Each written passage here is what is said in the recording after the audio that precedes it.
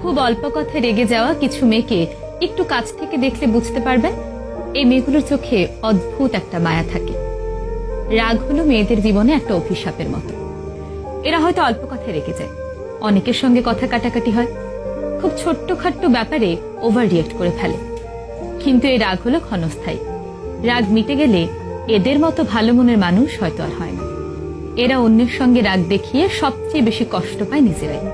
এরা যেমন খুব অল্প সময় রেগে যায়, তেমনি খুব কম সময়ে মানুষকে আপন করে নিতে পারে। এরা নিজের সর্বোচ্চটা দিয়ে অন্যকে ভালো রাখার চেষ্টা করে। কিন্তু সমস্যা কি জানেন, আমরা ওদের বুঝি না। আমরা ওদের বাহ্যিক রাগটাকেই দেখি, কিন্তু ওদের ভেতরে লুকিয়ে থাকা সুন্দর মনটাকে খুঁজে বের করার চেষ্টা করি না। আমরা বাইরে থেকে ওদের রাগ দেখি, কিন্তু রাগের পেছনের সে কারণটা খুঁজি না।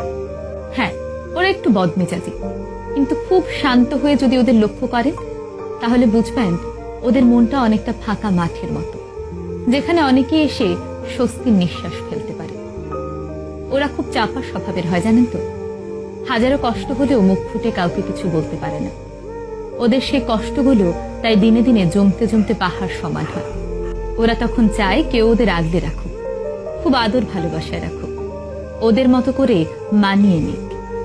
ওদের দেখলে মনে হবে ওরা খুব সুখে আছে, ঠোঁটের কোণে এক চিলতে হাসি সবসময় লেগেই থাকে। কিন্তু জানেন তো, মনের মধ্যে একটা না বলা কথার যন্ত্রণা থেকেই যায়।